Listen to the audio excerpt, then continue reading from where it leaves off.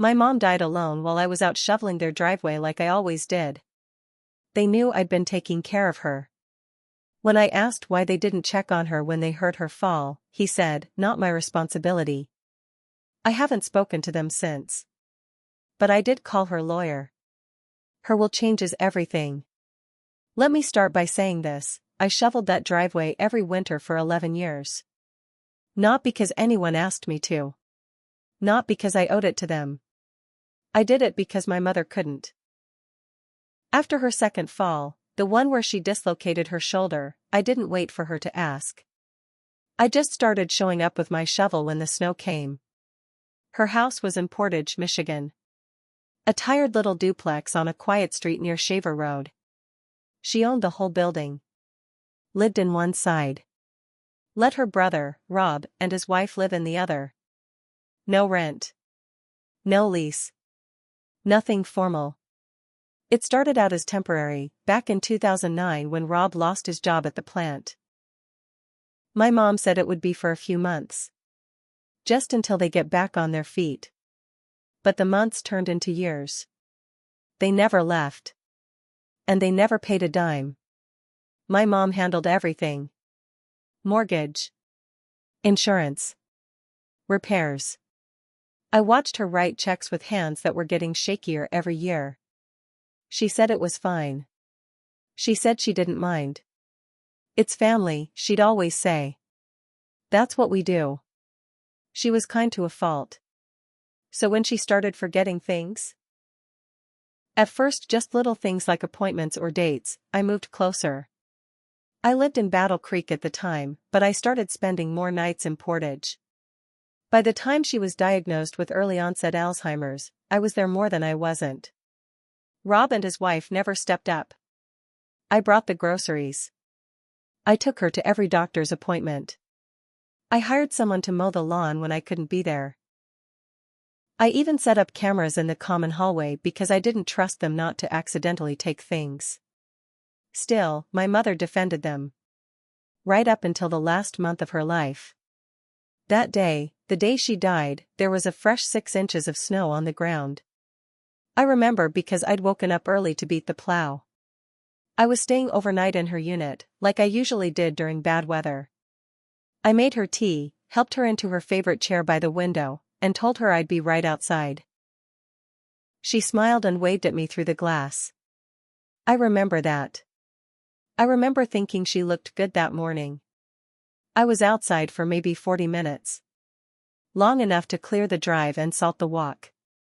I didn't hear a scream. I didn't hear a fall.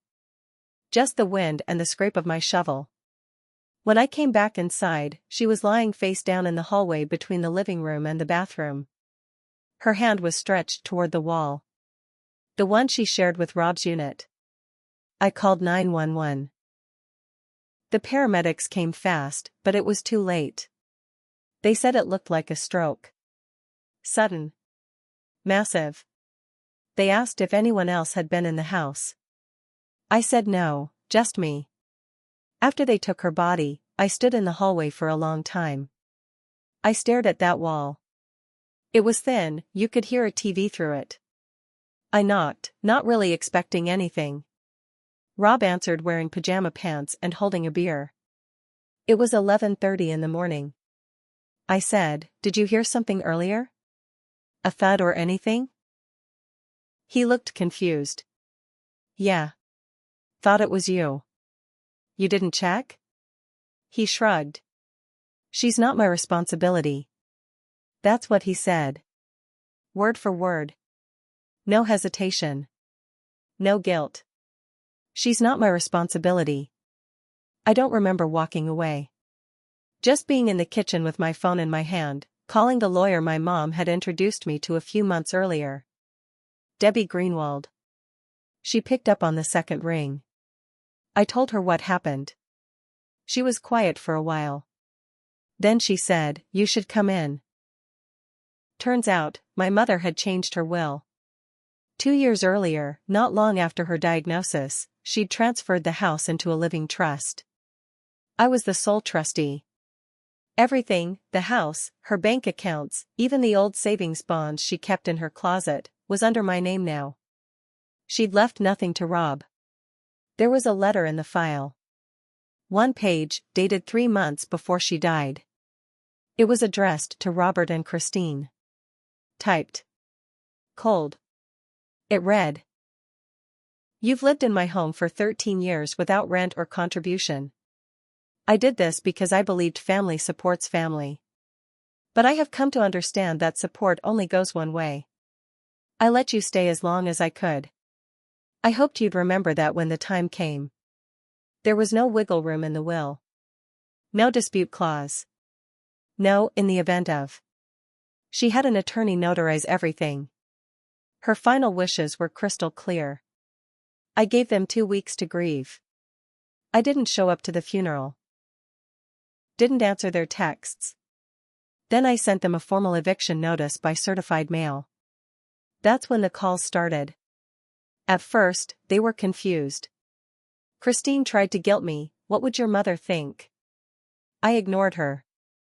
Then Rob left a message, screaming, cursing, saying I was stealing what was his. He even showed up at the door once. I didn't open it. Just watched from the upstairs window as he banged on the porch railing and shouted threats into the wind. They were out by the last day of the 60-day deadline. But they didn't leave quietly. They ripped doors off hinges. Smashed one of the windows. Left garbage in every room. Poured bleach into the carpets. I found a note taped to the fridge: "You'll regret this." I didn't call the cops. I just documented everything. Took photos. Sent them to Debbie. What they didn't know was this: the will had a second part. A private trust account with my name on it. A separate financial asset, set aside just for me. My mom had quietly been saving for my future, even while she was still paying for theirs. I haven't touched it. Not because I don't need it. But because I need to decide what to do next. I've already started fixing the house. Room by room. I cleared out my mother's unit and started converting the other into something new, a respite space for caretakers. People like me. People who step up when no one else will. Sometimes I sit out on the back steps with a coffee, the way she used to. And I think about how long I spent trying to keep everything together. And I think about the silence on the other side of that wall. About a month after they moved out, I got a letter. Not from Rob, from a lawyer. It was thin, but official. Their new attorney claimed Rob and Christine were unfairly evicted and that I had exploited my mother's condition to gain control of the property. They were threatening to sue. Not just for the house, but for emotional damages and lost equity. I laughed at first. Not because it was funny, but because it was so expected. Of course Rob would twist this into something about him. Of course he'd pretend he was owed something. But the letter hit a nerve. It made me angry in a way I hadn't felt since the day I found my mother on that floor. Because now they weren't just lying, they were dragging her name into it. Acting like she didn't know what she was doing when she signed her will. Like she'd been confused. My mom wasn't confused. She was sick. But she was clear. I sent the letter to Debbie. She told me not to worry. "They're bluffing," she said. "They have no case. Just scare tactics." Still, I couldn't shake it. Every time I came back to the house, I looked over my shoulder. I started locking the doors twice. Checking the windows at night. I caught myself jumping when a car slowed down out front. One night, around 11 p.m., I heard something at the back door. A scraping noise, like someone testing the lock. I turned on the light and opened the door fast. Nobody was there, just a plastic grocery bag on the steps. Inside was a dead squirrel, covered in motor oil. I didn't call the cops. I just took a photo, cleaned it up, and didn't say anything. I wasn't going to give them the satisfaction. But something in me shifted that night. I realized this wasn't over. They weren't just trying to scare me, they were trying to wear me down. Make me second-guess myself. Make me feel like I'd done something wrong by standing up for her.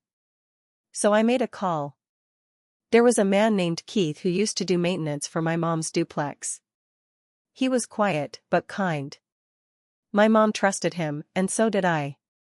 I asked if he still had copies of the old work orders, the ones that showed my mom paid for all the repairs over the years. He did. He had everything. Invoices. Bank transfers.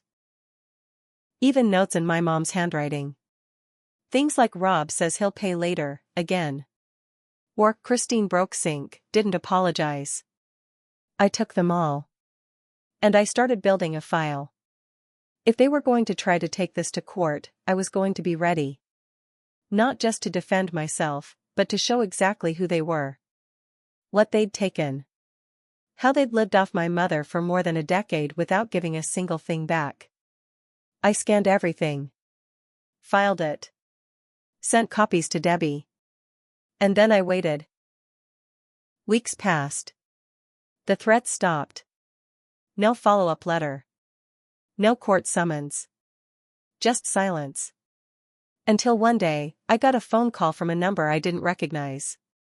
It was Christine. Her voice was shaky. She said they were living in a motel in Three Rivers. That Rob hadn't been able to find steady work. That he was struggling. She said she was sorry for how things went down. Then she said something that stopped me cold. She really loved you, you know. She talked about you all the time when you weren't around. Said you were the only one she trusted. She started crying. I didn't know what to say. Then she asked if I could loan them some money. Just a little, just to get back on our feet. I hung up. 3 days after Christine's call, Rob showed up at the house. I was in the driveway, fixing the gate latch. He pulled up in a beat-up Honda with a garbage bag taped over the back window. No warning. No message. Just parked like he still belonged there. I stood up, wiped my hands on a rag, and waited. He didn't even get out of the car at first. Just sat there, staring. Finally, he opened the door and stepped out. He looked rough. Thinner. Grayer. Like life had knocked some of the fight out of him. But not all of it. I just want to talk, he said, holding up his hands. I didn't say anything. He took a few steps closer. You think you're better than us now? Is that it? Because you've got your little caretaker clubhouse? I still didn't speak. Then he tried a different tone. Softer. She was my sister, too. I looked him in the eye and finally said something. You let her die alone. He flinched. Just a little. But it was there. She didn't call out. I didn't hear anything, he said quickly. How was I supposed to know? You heard a noise and didn't check, I said. Because she wasn't your responsibility, remember? That shut him up for a second. Then he got angry. You think this is what she wanted? For us to be out on the street? Living like dogs while you sit in her house playing savior? She gave me this house, I said. She trusted me to do something good with it. And I am. He shook his head. She was sick. You manipulated her. I didn't respond. I just walked past him and went back to the latch. I heard him spit on the driveway before getting in the car and driving off. That night, someone keyed the word thief into the side of my truck. I knew it was him. Of course it was. I didn't bother reporting it. I just covered it with duct tape and went on with my day. But I started carrying a camera in my pocket. Recording anything suspicious. I wasn't going to let them drag me into their chaos. The worst part was the guilt. Not guilt over the house or the will, I stood by that. But guilt that I hadn't cut them off sooner. That I'd let them leech off her until the very end. That I'd let her think they were still family when they hadn't acted like it in years. And now, even with them gone, I felt them like a stain on the walls. The community center idea kept me going. More people started coming. A man named Jared, whose wife had Parkinson's. A retired nurse who cared for her father until the end. We shared stories. Took turns cooking. It gave the house new life. But the past wouldn't stay quiet. 2 weeks later, I got another envelope. Hand-delivered. No return address. Inside was a single piece of paper, a photo of my mother, taken from behind the glass on the day she died. She was sitting in her chair, smiling at me through the window. The photo had been printed from a still frame, from one of the hallway security cameras I'd installed. That image wasn't supposed to be accessible anymore. The cameras had been turned off a year before she died, after she got nervous about being watched. I unplugged them myself. But now, somehow, someone had found an old recording. Someone who knew the system. Someone who'd lived there. I flipped the paper over. On the back, written in blocky pen, "She died alone because you weren't fast enough." My hands were shaking. I locked every door in the house that night. Double-checked the basement windows. Sat in the living room with a baseball bat across my lap and waited for something, anything. Nothing came. But I knew this wasn't just about the house anymore. This was personal.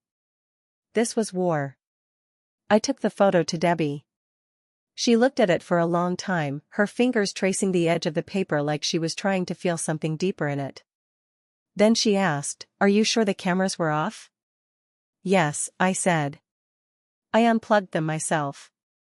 I deleted the app. But the footage. She started, then stopped. Did anyone else have access? Only one name came to mind, Rob. He never asked for the login info, but once, back when I first installed the cameras, I showed him how the system worked. Just trying to be practical. In case something happens when I'm not around, I'd told him. I regretted it the second the words left my mouth. But back then, I still thought he might care. Debbie leaned forward. This changes things. If they're willing to dig into old footage, to twist it like this, you need to protect yourself. Legally. Physically. I don't want a restraining order, I said. That feels too final. She gave me a hard look. It should be. I didn't sleep that night. Every creak of the house felt like a footstep. Every flash of headlights through the window made my chest tighten. The next morning, I drove to the hardware store and bought new locks. Heavy-duty ones. Installed them on every door. I also put the cameras back up, newer ones, hidden, no access for anyone but me. I wasn't going to be caught off guard again. Then I got a call from Jared, the man who came to our caretaker group. He sounded shaken. "Hey," he said, "this might be nothing, but someone was parked outside your house last night. Engine running, no lights. They took off when I walked past." "What time?" "After 10. Maybe closer to 11. My stomach sank. That was around the time I'd heard something out back. A crunch, like footsteps in snow. I'd told myself it was a raccoon. I checked the footage from the new cameras. Nothing showed up on the drive, the system had only just gone live. But I made a mental note to check the old security company's portal again. Maybe some of the footage had been saved to cloud backup. That night, I sat down at my mom's old desk with her tablet, the one she used to do crossword puzzles on, and logged into the old security system. To my surprise, the account was still active.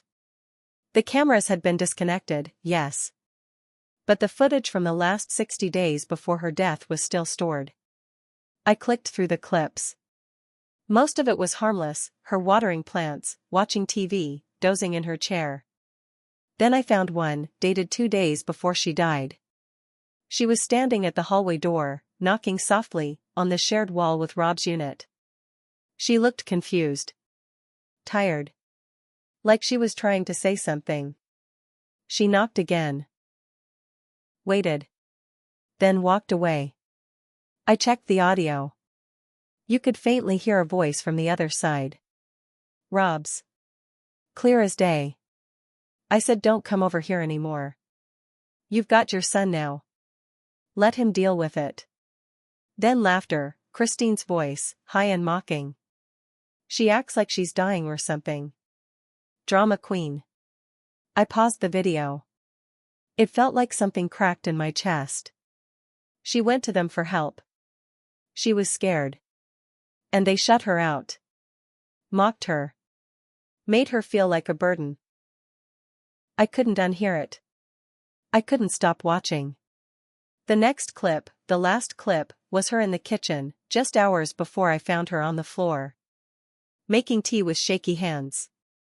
Looking out the window toward the driveway where I was shoveling snow. I saved the clips. All of them. Backed them up on 2 hard drives. Because now, if they came at me again, I wasn't just defending a will. I was defending the truth. I still shovel the driveway when it snows. Just like I always did. But now, when I look up at the window where she used to wave at me, there's no one there.